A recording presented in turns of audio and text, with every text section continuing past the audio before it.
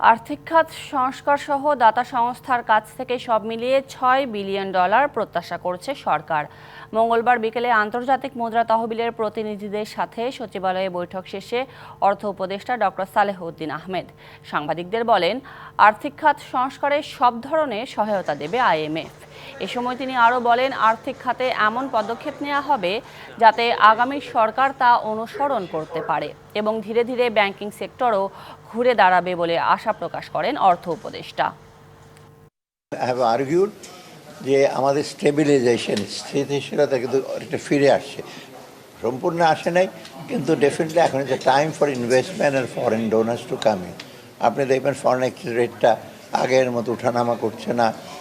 তারপরে ব্যাংকিং, বেশ কটা ব্যাংক মোটামুটি আপনার কিছুটা লিকুইডিটি সাপোর্ট লাগছে, কিন্তু ইসলামী ব্যাংক যেটা সবচেয়ে বড় ব্যাংক মোটামুটি কিন্তু কিছুটা ফিরে আসছে।